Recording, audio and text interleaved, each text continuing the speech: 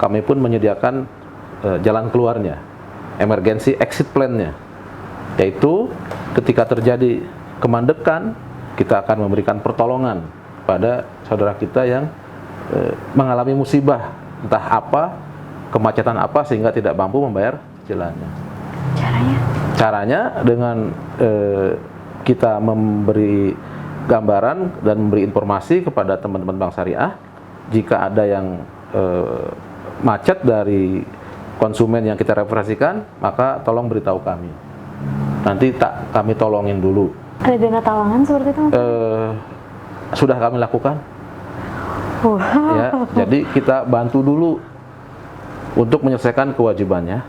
Ini sebenarnya ingin saya tanyakan. Jadi sebenarnya pihak bank tidak akan mengalami ya, defisit. Kita sudah tahu pasti pertanyaan akan ke arah sana.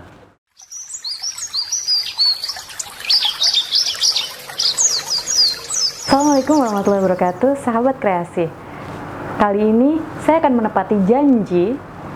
Sekitar 1 pekan yang lalu kita sudah berbicara dengan Direktur Utama dari Kreasi Prima Nusantara, Bapak Hadiana. Hari ini janji itu terpenuhi. Kita akan banyak sekali membicarakan mengenai akad. Apakah itu akad? Bagaimana kemudian seorang Hadiana bisa membawa banyak sekali orang menuju sebuah akad yang syariah? Apa itu? Bagaimana caranya? Kita akan langsung bertanya. Pak Hadi, saya sempat mengunjungi Raja Mandala. Pesona Prima 7. Pesona Prima 7 Raja Mandala lebih tepatnya ya. Ya. Di situ saya melihat bagaimana sebuah akad sangat berbeda dengan kebanyakan perumahan-perumahan pengembang KPR lainnya. Ya. Meskipun Bapak tidak menggunakan embel-embel syariah, cuma kita semua mengakui bahwa akad yang dilakukan adalah akad yang syariah. Insya Allah. Saya pertama sekali ingin mengetahui, ini sebenarnya akan menuju ke dagingnya ya Pak. Karena kemarin kita sudah mengupas apa itu sebenarnya akad syariah, kita rasanya nggak perlu membicarakan itu lagi. Tapi saya ingin tahu bagaimana Kreasi Prima Nusantara bisa menjerat bank melakukan akad yang benar-benar syariah. Baik, Bismillahirrahmanirrahim. Alhamdulillahirabbil alamin, hamdan katsiran thayyiban mubarakan fi kama yuhibbu rabbuna wa yarda. Asyhadu an la ilaha illallah wahdahu la syarikalah wa asyhadu anna Muhammadan abduhu wa rasuluhu la nabiyya ba'dah. Mbak Rahmi dan sahabat kreasi, seperti yang disampaikan tadi, pekan lalu kita sudah berjumpa di lapangan ya, di proyek Pesona Prima 7 Raja Mandala. Sebelumnya kita memiliki juga perumahan yang sejenis di Kabupaten Bogor yang kita namakan Pesona Prima Cikauripan 6. Yang ditanyakan tadi adalah bagaimana dan atau apa yang dilakukan Kreasi Prima Nusantara ini, bahasa Mbak Rahmi, untuk menjerat Bank Syariah mengikuti akad yang Mbak Rahmi lihat ya, insya Allah memenuhi unsur-unsur syariah yang diharapkan oleh ketentuan syariat itu sendiri. Jadi sebenarnya perjalanan ini berlalu cukup panjang, jadi tidak instan dalam beberapa saat, dan pengetahuan ini berkembang dalam arti kita tidak menemukannya dalam satu kesempatan ya, melainkan terus kita perjuangkan dan terus kita perdalam. Jadi kita bermodalkan niat yang sangat kuat untuk betul-betul kita belajar dan kita sekuat tenaga kita laksanakan di dalam aplikasinya, di dalam proses pembangunan perumahan ini.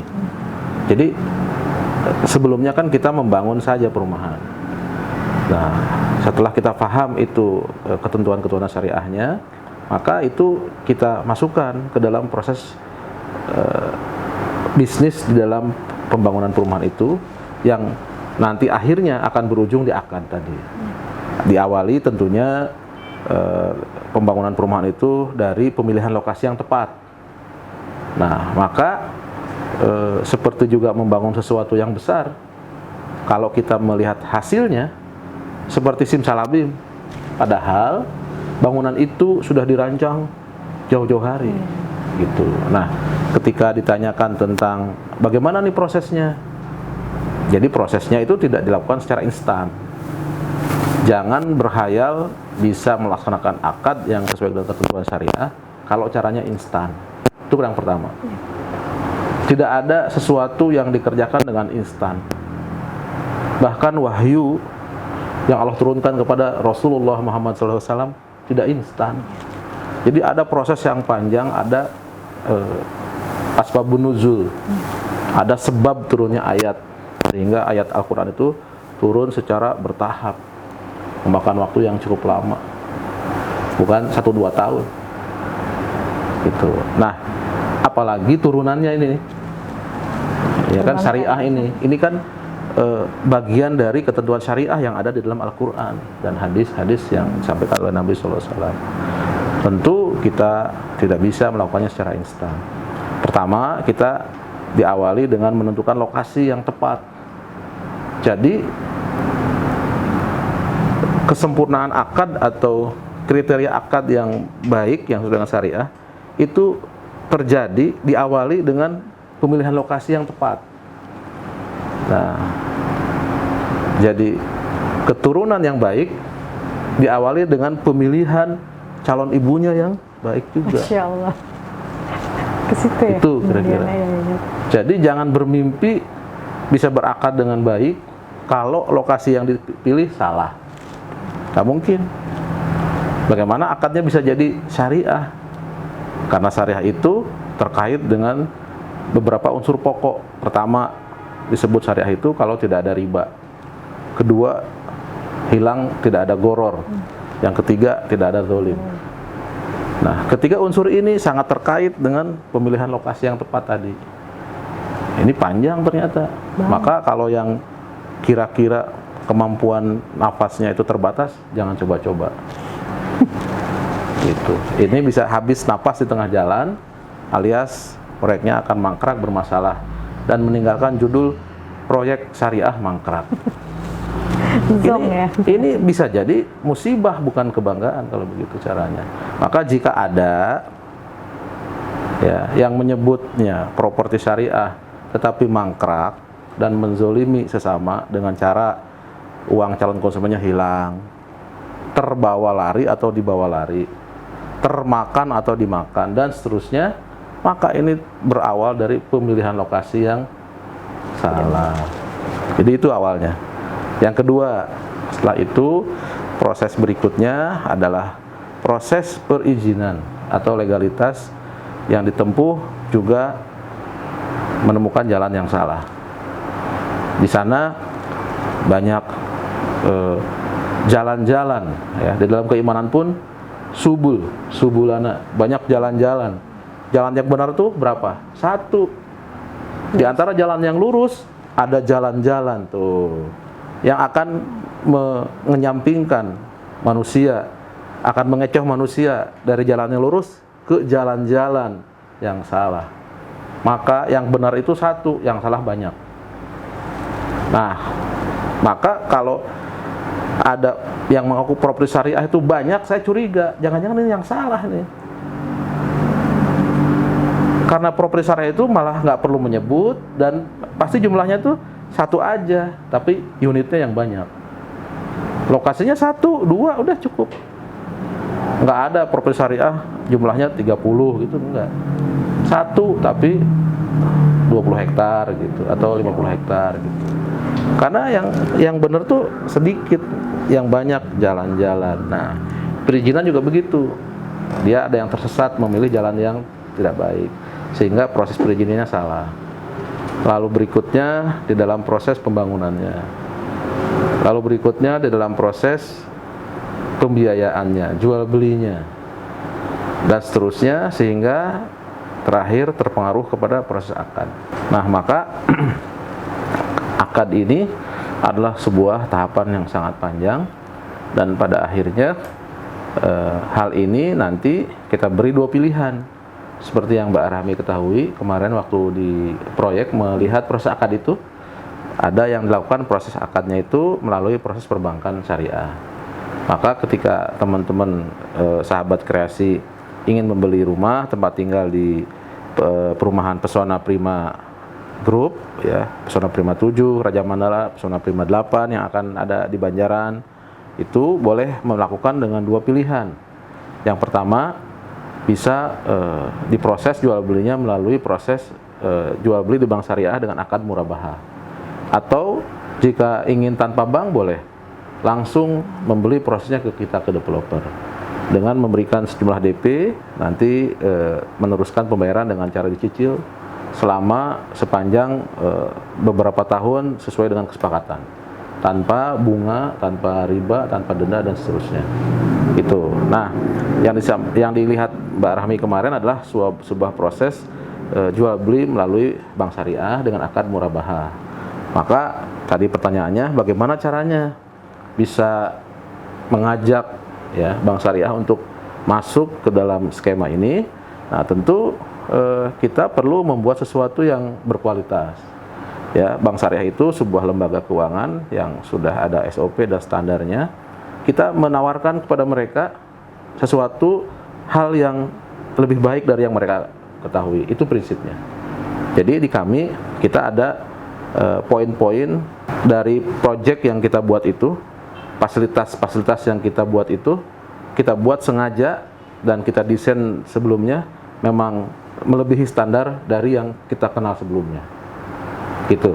Sebagai contoh, di tempat kita masyarakat itu sudah kita sediakan masjid, sarana olahraga, jogging track, ada program janais, insya Allah ambulan, dan seterusnya. Itu bagian dari yang kita buat, kita tawarkan.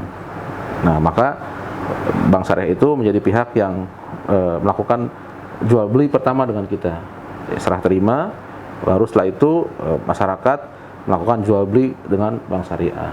Maka kita memberikan sesuatu yang kompetitif, ya, sesuai dengan standar syariah itu sendiri, bahwa salah satu standar syariah itu pertama adalah halal. Ya, ini yang pertama. Jadi harus halal barangnya. Yang kedua, dia harus terhindar dari riba, gharar, dan zolim.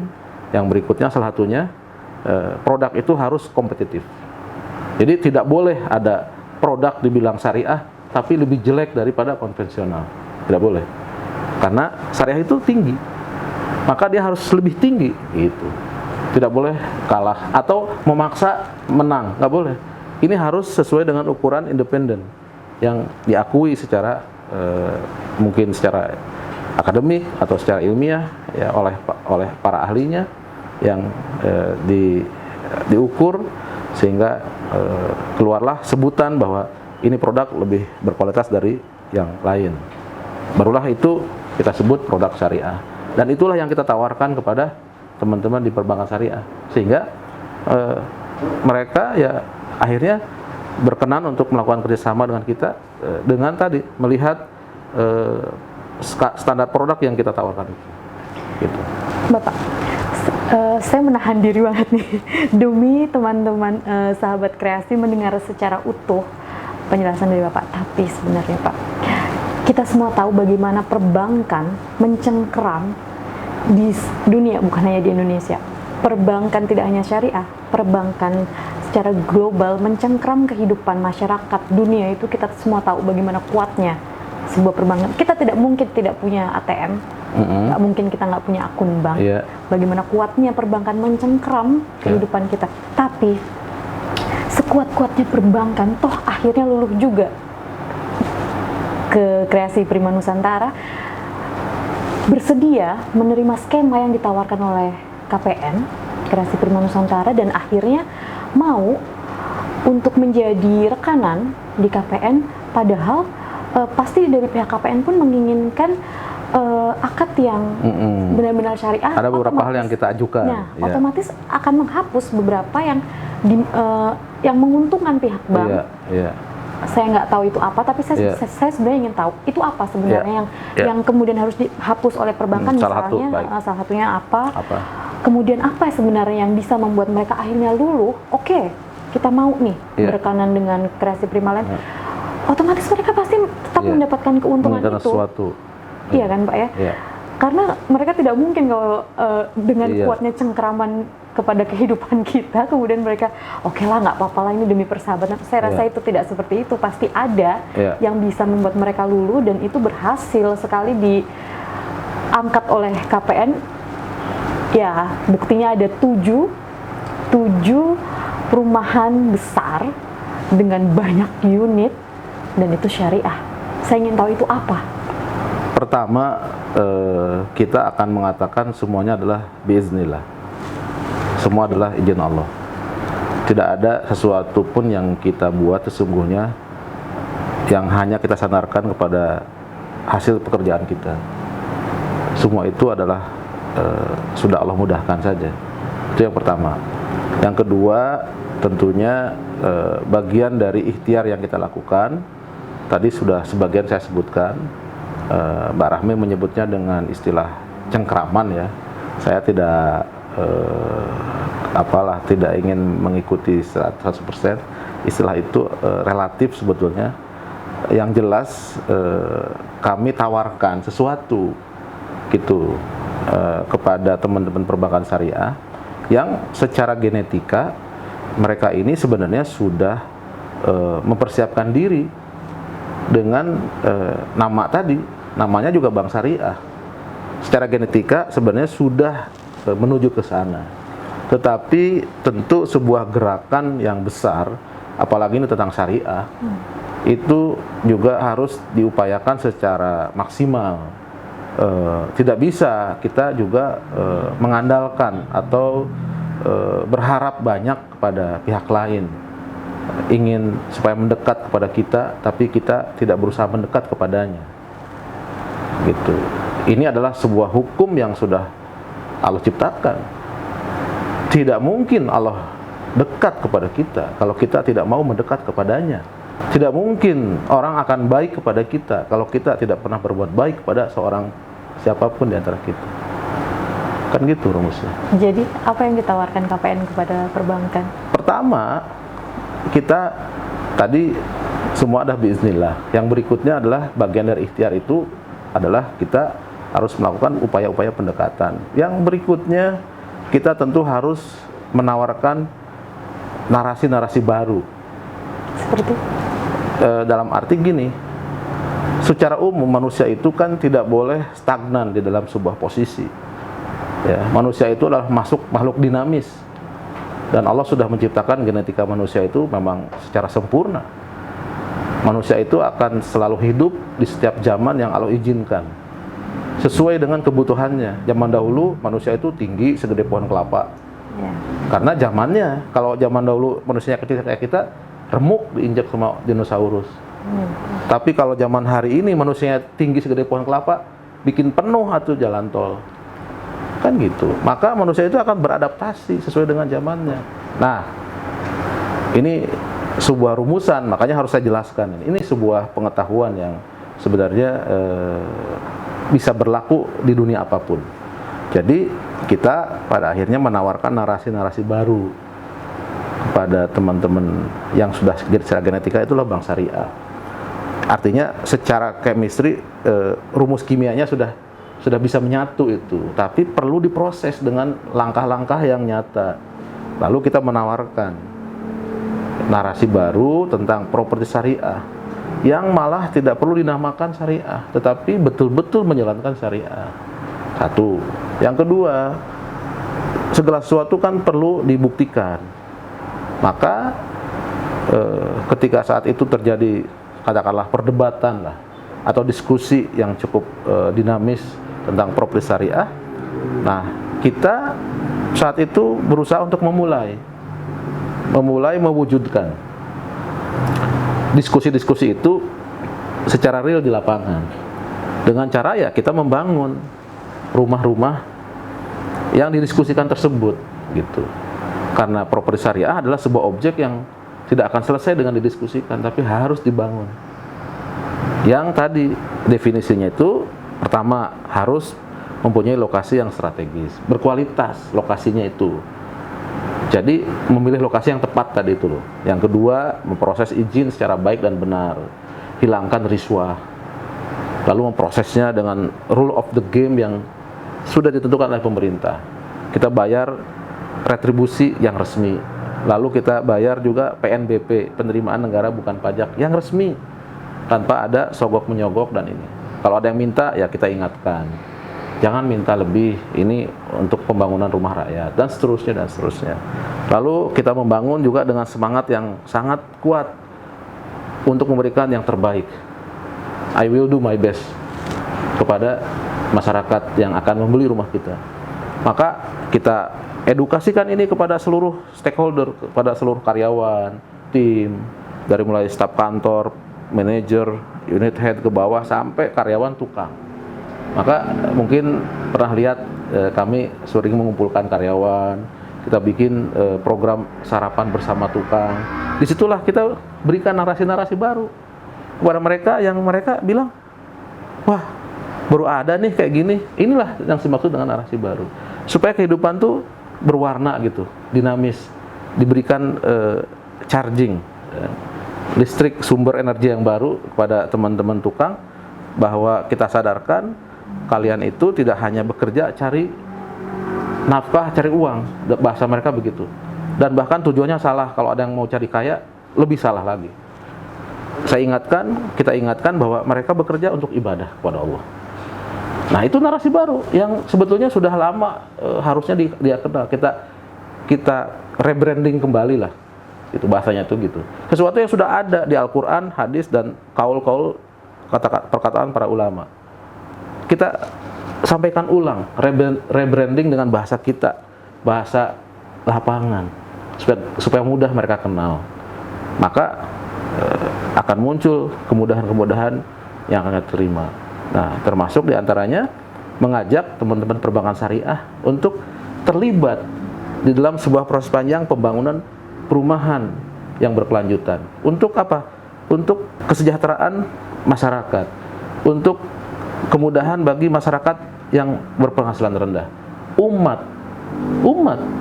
yang membutuhkan bantuan. Dan bahkan Nabi mengingatkan, lebih aku sukai di antara kalian yang membebaskan saudaranya dari kesulitan atau menghadirkan rasa gembira di hati saudaranya daripada itikaf di masjidku ini. Dengan semangat itulah kita mengajak seluruh pihak stakeholder, termasuk diantaranya perbankan syariah, untuk terlibat di dalam proses panjang ini. Mereka masuk di dalam proses pembiayaan untuk mendorong teman-teman masyarakat yang tidak mampu membeli cash. Mereka masuk di situ dan kita berikan syarat. Tadi yang Mbak Rahmi tanyakan, apa sih yang khususnya? Syariah itu salah satunya, ketika dia membayar, mencicil, tidak boleh ada denda. Maka kita ajukan kepada teman-teman bank syariah, kita ingatkan bahwa di dalam syariah Islam tidak boleh ada denda. Ketika kita memberikan sesuatu kemudahan, pinjaman atas kebutuhan itu, maka kita berikan kemudahan ketika dia terlambat dengan menghilangkan denda, tidak mendendanya. Karena ketika kita menghilangkan denda, itu bernilai sedekah. Setiap hari dari uang yang belum terbayar itu bernilai sedekah. Dan perbankan dengan alhamdulillah, ternyata dengan penawaran-penawaran yang kita sampaikan, dan tentunya kita tawarkan itu sebelumnya, ya produknya itu kita tata dengan baik, sistemnya kita susun dengan baik dan rapi. Lalu hal-hal yang akan mengakibatkan keterlambatan itu, ya, secara dini kita proteksi, secara dini kita cegah dengan cara tim kami dalam melakukan proses pemasaran itu melakukan proses asesmen dari para calon konsumen. Jadi para calon konsumen itu adalah seperti penumpang yang akan menaiki pesawat dengan jarak yang jauh. Tentu ada kriterianya. Misalkan kalau bayi, ya tempatnya di sebelah sana. Terus tiketnya harganya sekian, dan seterusnya. Ada ketentuan-ketentuan yang kita harus lihat sesuai dengan kemampuannya masing-masing. Kalau ini terlalu banyak beban, mereka punya kewajiban di sana sini, berarti kita sarankan tidak usah beli rumah dulu, karena akan mengakibatkan cicilannya tertahan atau tertunggak, dan akan mengakibatkan nanti NPL-nya atau non-performance loan-nya itu atau non-performance fund-nya itu naik, atau alias ada cicilan yang tertunda atau terhambat, gitu kira-kira. rumorsnya adalah perbankan syariah di Indonesia tidak syariah. Rumors besarnya itu seperti itu. Yeah. Banyak sekali alim ulama yang menyepakati itu, pun yang tidak menyepakati, karena riba di Indonesia pun masih abu-abu nih. Banyak yang setuju dengan riba asal punya rumah. Kalau nggak nyicil kita nggak punya rumah, ada yang seperti itu. Tapi ada juga yang dengan kerasnya mengatakan riba dan perbankan syariah tidak syariah di Indonesia. Itu rumor besarnya.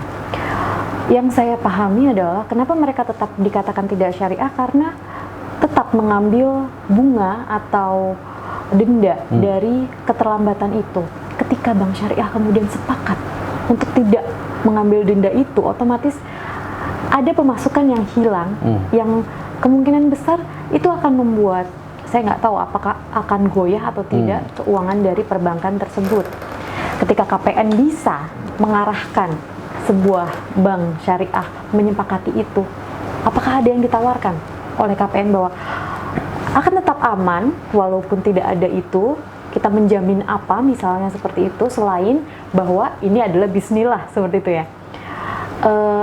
Saya melihat Bapak, mereka yang mengambil rumah di Pesona Prima 7 Raja Mandala kemarin dengan sangat bahagia mengatakan bahwa ini akad yang sangat syariah. Dan saya melihat pengetahuan agama mereka bukan yang main-main. Ketika mereka sudah mengatakan ini syariah, saya yakin ini benar-benar syariah seperti itu.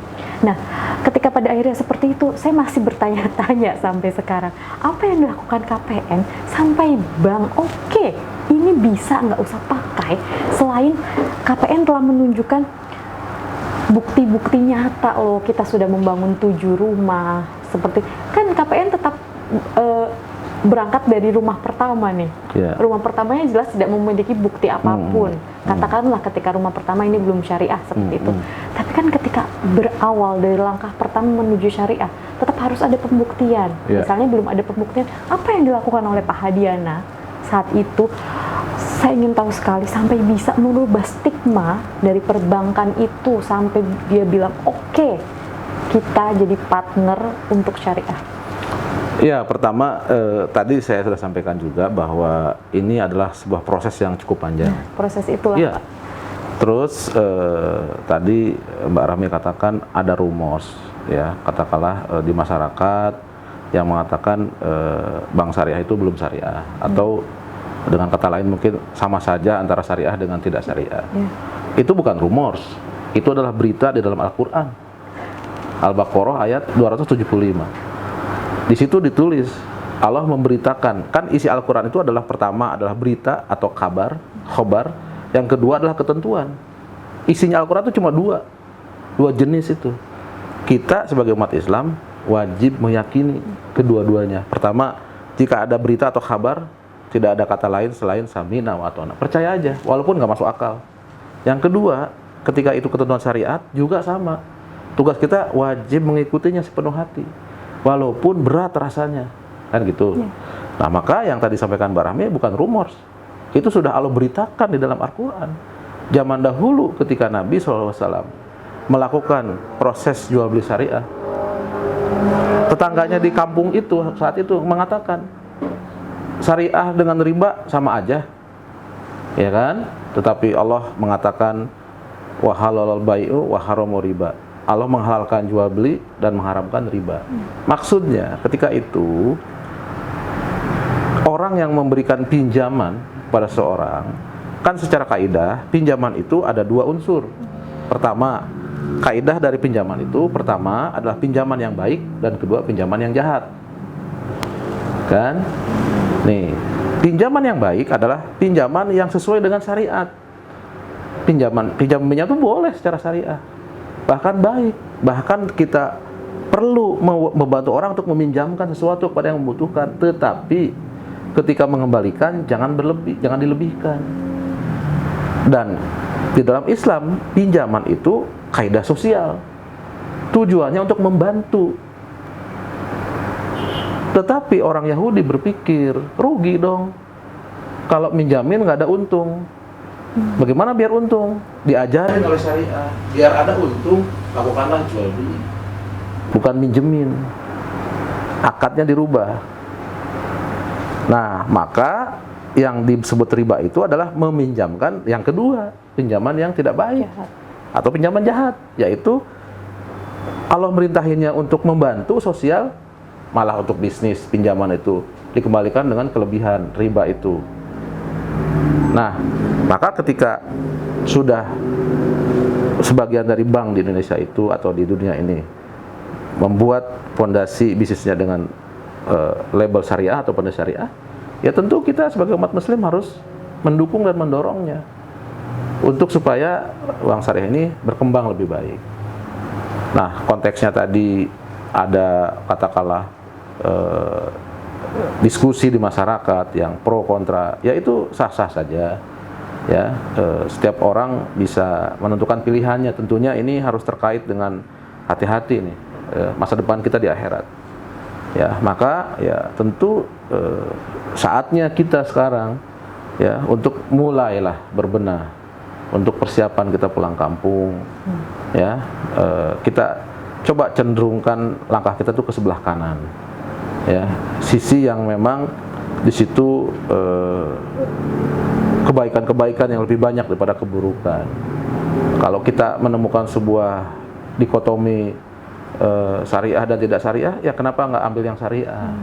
Kenapa meributkan yang tidak syariah? Kan gitu.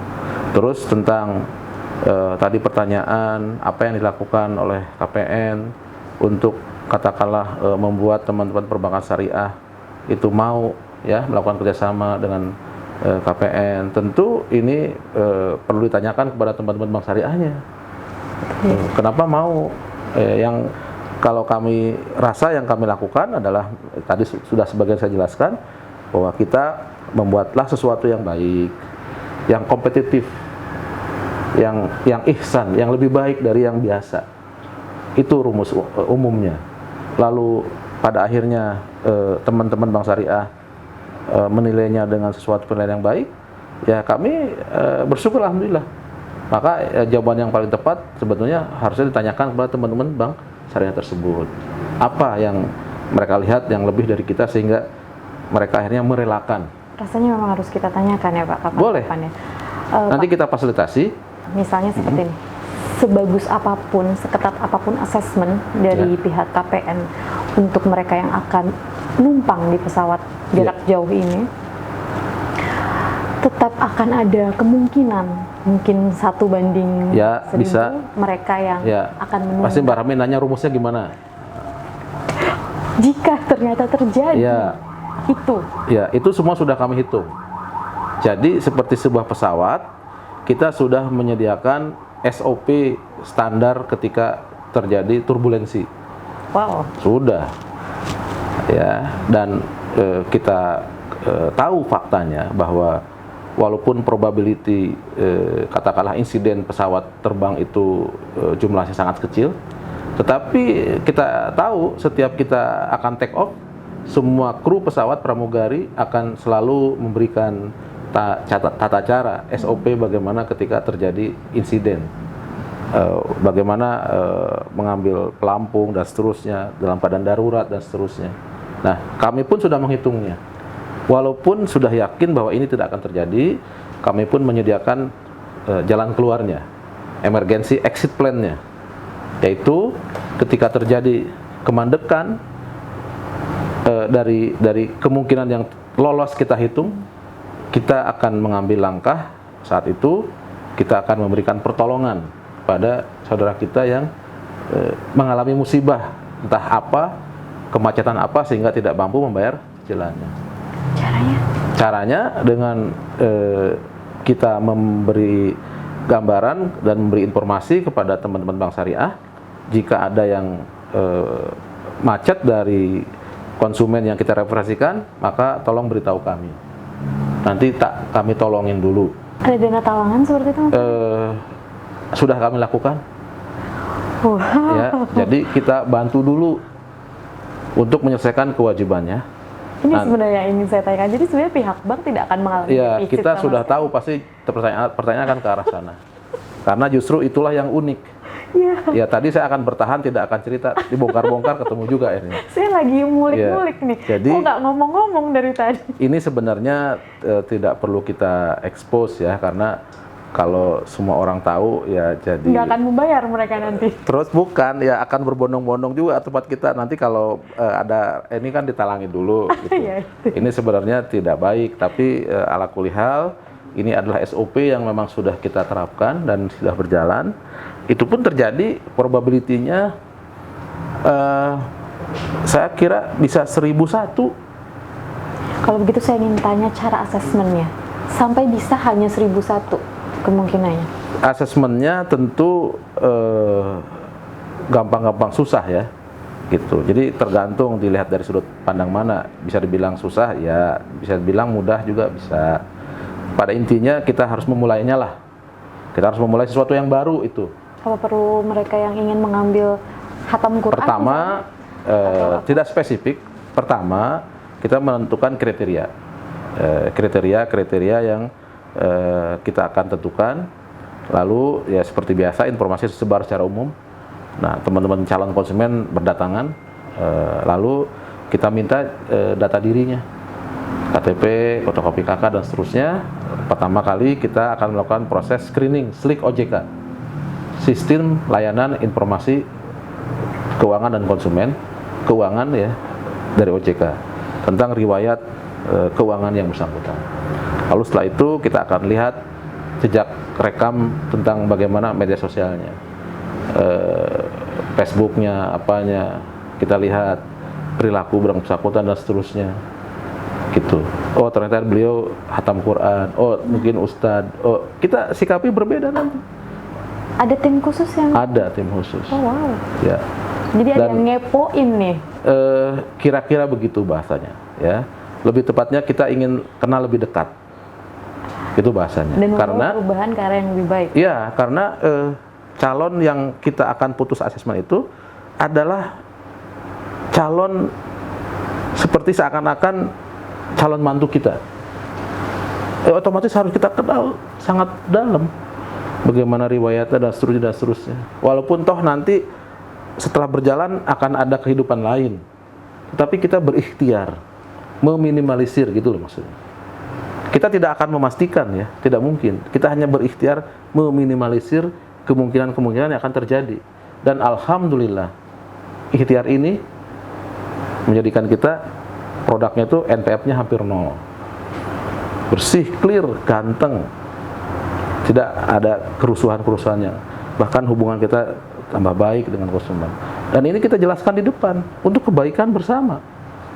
Maka sebenarnya konsep ini adalah sebuah konsep kehidupan yang baru, yang ya kita ingin tawarkan dan sudah kita mulai di tempat-tempat kita yang kecil-kecil ini. 2 hektar, 5 hektar, 7 hektar, 7 hektar, 4,8 dan seterusnya. Kalau mampu kita ingin berpikir ini untuk Indonesia, tapi terlalu jauh lah. Ya, minimal RT atau RW lah. Tapi paling tidak ini kehidupan yang baru yang lebih baik. Dari 7 yang Bapak buat itu sudah berapa berarti total? Saat ini jumlah unitnya sekitar 2.700-an lah. Katakanlah itu semua sold out ya. Iya. Berarti ada sekitar itu ribuan kakak yang ternyata amanah ya di Indonesia. Insya Allah secara umum. Karena mereka tidak pernah menunggak pembayaran. Kalaupun ada, itu sesuatu yang sangat darurat. Ternyata. Jadi sebenarnya kalau dipilih-pilih, disusun, dirapih-rapihkan, orang Indonesia itu secara umum berperilaku baik. Jika ada keburukan, pasti nyontoh atasannya. Ya, jadi ketika ada sesuatu yang terjadi di masyarakat, itu salah yang nyontohinnya. Mereka mencontoh apa yang di atasnya. Kalau anak, nyontoh orang tuanya, nyontoh RT-nya, nyontoh RW-nya, nyontoh tokoh agamanya, nyontoh tokoh-tokoh yang sering ditokohkannya. Kita juga mencontoh kan. Mbak Rahmi mencontoh, berhijabnya itu mencontoh, saya mencontoh, semua pasti punya contoh. Yeah.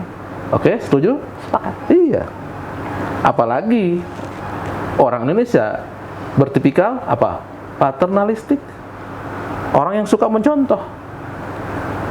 Nah, dari kesimpulan itu yuk kita kembangkan narasi baru ini supaya negara kita itu nanti sepeninggal kita mudah-mudahan kita masih melihat menjadi bangsa yang negara baldatun thayyibatun warabun ghafur. Saya udah 2 kali nih ngomong ini di podcast ini. Jangan sampai yang ketiga ya. Dapat payung, tapi akhirnya saya dapat jawaban karena dari tadi saya nggak dapat jawabannya. Jadi jawabannya ya ternyata ada di sini. Kenapa perbankan mau? Saya tidak perlu tanya lagi. Tadi ada yang terlewat tentang denda. Ya. Sebenarnya tadi Mbak Rami bilang berarti ada yang hilang. Sebenarnya tadi kan saya bilang bank syariah itu ketika dilahirkan mereka sudah membawa chemistry yang baik. Denda di dalam prinsip dasar akuntansi mereka sebenarnya sudah dimasukkan ke dalam kategori penerimaan non halal. Jadi secara chemistry mereka sudah membawa produk itu dengan struktur yang baik. Hanya terjadinya suatu buah kebaikan kan tidak mungkin sebelah. Anak itu lahir itu terjadinya kebaikan antara ayah dan ibunya. Kalau sebelah nggak mungkin. Jadi Atau sejenis, laki dengan laki, perempuan dengan perempuan, enggak. Harus dengan yang berbeda. Maka muncul. Nah, ketika teman-teman perbankan sudah membawa sesuatu yang baik, ini harus ada pasangannya yang pas. Dalam dunia usaha ini ya pengembangnya yang mau merelakan seperti yang dibawa oleh teman-teman bank syariah itu, yang mereka siap denda itu mereka hapus. dengan kata lain, selama ini jika ternyata itu tidak terhapus, bukan hanya dari pihak bank ternyata yang tidak mau menghapus, tapi juga dari... Benar. Maka ini tidak bisa, teman-teman, kita hanya berharap dari mereka saja berbuat baik. Kebaikan itu bisa menjadi suatu proses yang final atau terwujud ketika ada ikhtiar keduanya. Maka jangan kita menuntut sesuatu kepada saudara kita berlebih, toh kita sendiri tidak bisa memberikan apa-apa. Maka harus ada proses take and give. Di dunia itu begitu. Tidak mungkin rakyat pengen pemimpinnya baik. Pemimpin itu cerminan rakyatnya. Kalau di dalam sebuah masyarakat tidak baik, maka pemimpinnya akan muncul pemimpin yang tidak baik. Pemimpin seperti apa itu tergantung rakyatnya. Perbankan itu juga bagaimana dunia usahanya. Maka ini harus saling bersinergi, saling rela berkorban, take and give. Nah, dalam hal ini maka kami juga melakukan pendekatan-pendekatan yang seperti itu. Kita membangun contoh rumah lebih dulu, seperti yang Mbak Rahmi lihat di lapangan. Rumah itu semuanya kami bangun dulu, selesai sampai jadi, baru kita tawarkan kepada bank syariah dan konsumen. Maka kita ajukan juga untuk hal-hal yang ini walaupun masih perdebatan, kami menganggapnya ini tidak boleh denda. Kita minta untuk hilang. Nah, mungkin karena teman-teman bank syariah melihat kita juga melakukan sesuatu pengorbanan-pengorbanan di pihak kita, toh tentunya mereka juga pasti akan memberikan. Itu dia. Gitu. Mudah-mudahan bismillah pada akhirnya ya semua adalah izin Allah. Ya. Obrolan kita setahun yang lalu itu mengupas tuntas tentang Cikahuripan dengan banyaknya fasilitas yang luar biasa. Salah satunya ya. Sehingga keadaan syariahnya benar-benar memotivasi sebenarnya. Melanjutkan dari Cikahuripan yang saat itu, dengan fasilitas yang sangat baik, ternyata Raja Mandala pun mengadaptasi itu dari Cikahuripan. Bahkan ada beberapa poin yang kita tingkatkan. Ya, otomatis itu meningkatkan pula seharusnya harga dari rumah tersebut. Tapi ternyata tidak ya. Tetap masuk ke dalam subsidi dan untuk kalangan. Bahkan harganya lebih murah dari yang di Bogor. Itu ya. Yang saya ingin tanyakan Pak Hadi, selama ini Bapak sanggup mengatasi itu, kemudian sanggup pula menjamin kepada perbankan bahwa apabila nantinya terjadi denda akan dibantu. Baik. Apa yang terjadi Ya, sebenarnya? yang terjadi adalah berbedanya sudut pandang kita. Yang Mbak Rahmi tadi sampaikan adalah sudut pandang duniawi. Semua dihitung dengan angka-angka. Sedangkan kami dalam hal melihat itu, kita berhitung memang, tetapi angka bukan kesimpulan utama. Saya kayak nggak lagi bicara dengan pengembang nih. Kan udah maghrib, udah sore. Jadi kita bicaranya udah ke yang Ustaz mulai. ya? Sebentar lagi nanti tambah malam, udah tambah. Tambah tausiah nih Iya, kayaknya. jadi itu memang hal yang memang ya kalau bercandanya teman-teman suka kadang saya dianggap aneh. Tetapi terus terang aja ini adalah menu sarapan kita setiap awal pekan ya. Teman-teman tahulah KPN bahwa saya selalu berusaha mengingatkan diri saya dan teman-teman. Awali semua itu dengan niat yang baik. Kita membangun perumahan, pertama bangun dulu yang bagus. Bikin yang sebaik-baiknya, yang terbaik. Jangan sampai ada yang bisa ngalahin kita. Tapi soal harga jual, tar dulu. Kenapa bisa? Paling mahal? No, paling murah. Tapi kualitasnya malah yang paling baik. Kenapa bisa terjadi seperti itu? Karena niat pertama. Semua kalau diniatkan, tentu akan Allah mudahkan. Kalau ditanya rumusnya, ya hanya Allah yang tahu. Kenapa perusahaan kita masih profit? Kenapa operasional gaji saya pun masih bisa beli ini dan itu, masih operasional jalan. Ya, alhamdulillah masih bisa beli minum mineral atau apa. Itu semua karena ya alhamdulillah rezeki dari Allah.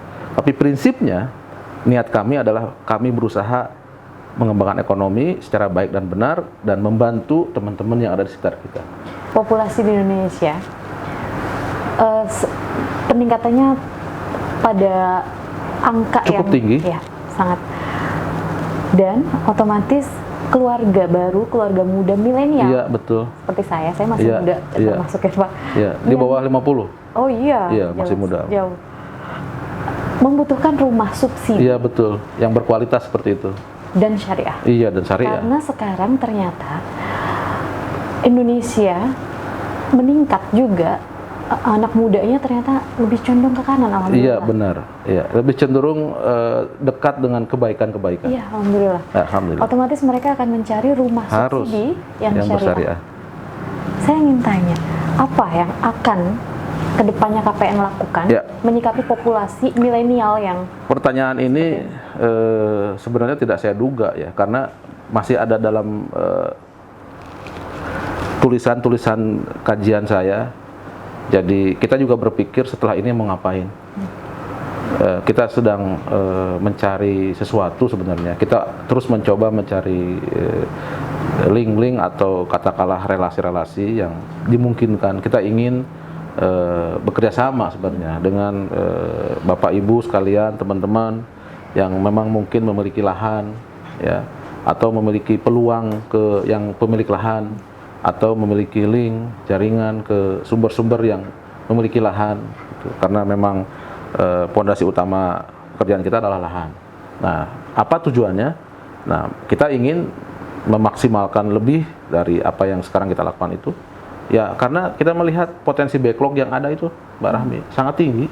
Backlog kita itu masih di atas 11 juta. Ya, jadi para milenial yang sudah menikah, bahkan sudah punya anak 1-2, dan pernikahan mereka sudah 5-10 tahun, tetapi belum punya rumah. Ya. Ada yang punya rumah, tapi maaf, riba. ya, Ini bukan sesuatu yang baik. Bahkan kalau perlu, jangan punya rumah dulu, dan kalau riba mah. betul. Gitu. Itu yang lebih baik. Ngontrak tidak mengapa, tapi syariah. Mungkin KPN akan membuat rumah kontrakan Nah, syariah. itu maksudnya.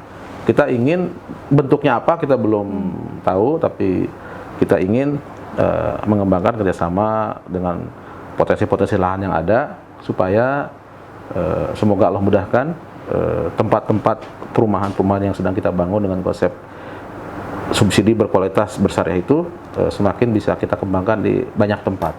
Sehingga yang tadi itu, teman-teman kita yang masih milenial, usia 30, 35, 40, yang belum punya tempat tinggal, tapi sudah punya putra-putri 2, 3, dan seterusnya, itu bisa kita bantu, difasilitasi, punya rumah dengan cicilan syariah dan konsep syariah, tanpa denda, tanpa riba, tanpa goror, dan seterusnya, dan lingkungannya pun bisa berkelanjutan, makmur, sejahtera, ada tempat kajian, masjid, tempat olahraga, dan seterusnya dan seterusnya.